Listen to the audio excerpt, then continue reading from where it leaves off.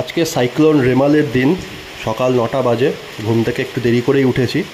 আর জানলা দিয়ে দেখছি বাইরে এরকম বৃষ্টি হচ্ছে, বেশ মুষলধারে বৃষ্টি হচ্ছে। খুব লেজি লেজি লাগছে, বিছানায় শুয়ে থাকতে ইচ্ছা করছে, কিছু কাজ করতে ইচ্ছা করছে না। এরকম ওয়েদারে কারই বা কাজ করতে ইচ্ছা করে, তাই না? গতকাল কিছু মাছ মাংস নিয়ে চলে এসেছিলাম, তো এরকম একটা ওয়েদারে চিকেন কষা বানানো হয়েছে। তো চিকেন কষা দিয়ে দুপুরে ভাত খাওয়া হলো। ভাত খাওয়ার পরে একটু ওপরে এলাম, ওপরে এসে একটু বাইরের দৃশ্য দেখা হচ্ছে।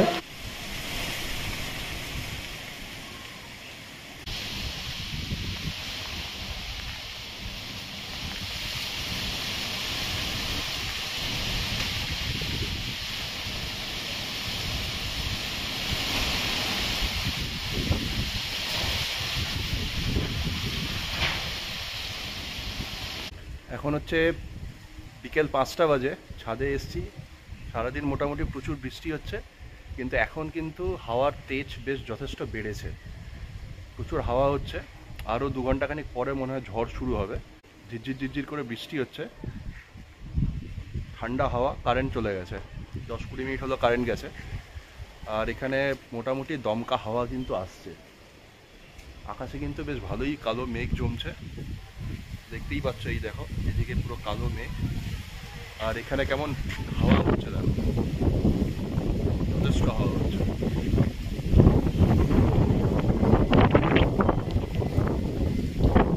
বৃষ্টির ছিটে পড়ছে আর তার সাথে এরকম হাওয়া। কখন কারেন্ট আসবে জানি না, তবে যেটা খবরে শুনলাম যে শিয়ালদার সাউথ সেকশনে প্রচুর ট্রেন বাতিল করে দিয়েছে। কারণ যা হাওয়া শুরু হয়েছে, ওভারহেডের তার ফার পুরো নিচে যদি কেটে পড়ে তাহলে একদম কেস হয়ে যাবে। ওই জন্য সব ট্রেন ম্যাক্সিমাম বন্ধ করে দিয়েছে। ছাদের উপরে জলের ট্যাঙ্কিটা সিকিউর করতে, ট্যাঙ্কের উপরে দুটো ইট দিয়ে দিলাম, যাতে এত হাওয়ার স্পিড হতে পারে যে ট্যাঙ্কির ঢাকনা হয়তো উড়ে যেতে পারে, যেটা আগেও হয়েছিল আমফানের সময়। সন্ধে সন্ধে হয়ে এসছে, 6টার মতন বাজে। একটু স্ন্যাক্সের দরকার হয়ে পড়েছে, সেই জন্য একটু ফ্রেঞ্চ ফ্রাইজ বানিয়ে নিলাম। তারপরে ছাদে এলাম। এখনও বৃষ্টি সেরকম শুরু হয়নি, হালকা টিপটিপ করে বৃষ্টি হচ্ছে, কিন্তু হাওয়াটাও অল্প আছে। ছাদে বেশ অন্ধকার হয়ে গেছে, আকাশটা পুরো নীলচে কালো হয়ে গেছে, খুব সুন্দর লাগছে। ঠান্ডা হাওয়ার মধ্যে একটু ফ্রেঞ্চ ফ্রাইজ খাচ্ছি।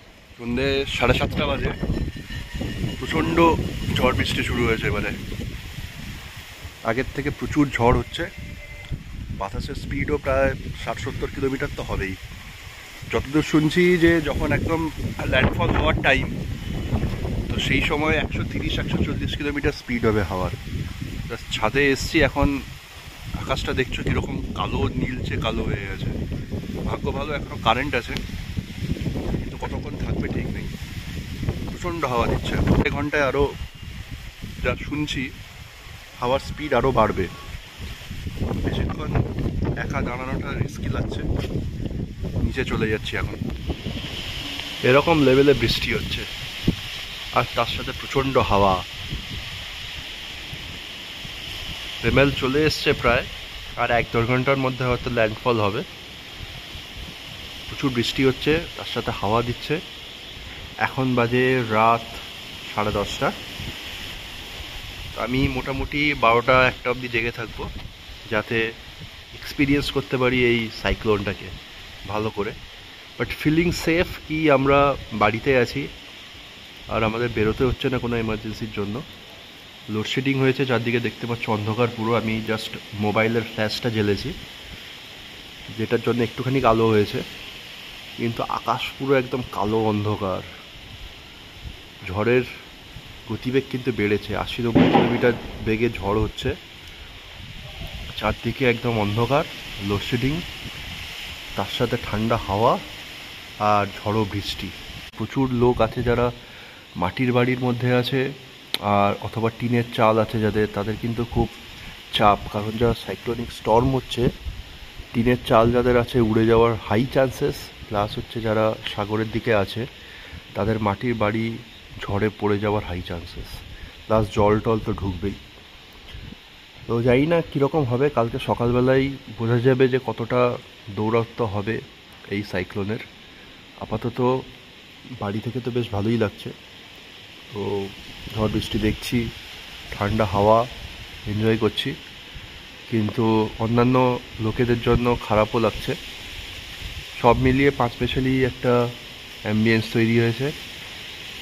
তো আপাতত আমি এখন রাখছি, তোমরা সবাই সাবধানে থেকো। হাই ফ্রেন্ডস, এখন রাত 1:14 বাজে, দেখতেই পাচ্ছ। আর বাইরে এখন প্রচুর ঝড় বৃষ্টি হচ্ছে। যা খবর পাচ্ছি মোটামুটি বুঝতে পারলাম যে দক্ষিণ 24 পরগনা সাগরদ্বীপের জায়গাতে প্রচুর গাছপালা ভেঙে পড়েছে। প্লাস হচ্ছে কলকাতা শহরেও প্রচুর গাছপালা ভেঙে পড়েছে। যেরকম আলিপুরে শুনলাম যে একটা গাছ ভেঙে পড়েছে, তারপরে সিগন্যাল যেটা আছে সেই সিগন্যালগুলো হেলে পড়েছে। শিয়ালদায় শুনলাম যে একটা বাড়ির ওপর থেকে একটা কংক্রিটের চাঙড় ভেঙে একজন আহত হয়ে গেছে।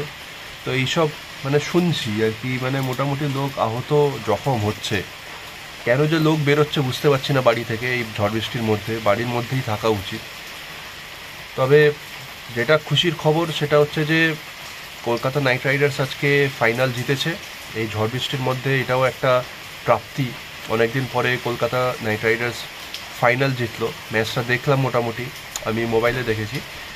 তো মনটা খুশি হয়ে গেছে, যেহেতু নিজের শহর জিতেছে, অনেকদিন পর আইপিএল জিতেছে, ভালো লাগছে বেশ। আর ফেসবুকেও দেখছি প্রচুর লোক পোস্ট করেছে, কমেন্ট করেছে, সবার মধ্যেই বেশ ভালো খুশির একটা আবহাওয়া আর কি। কিন্তু তার মধ্যেই রেমালের যে ঝড় বৃষ্টি চলছে এটা বেশ খারাপ লাগছে।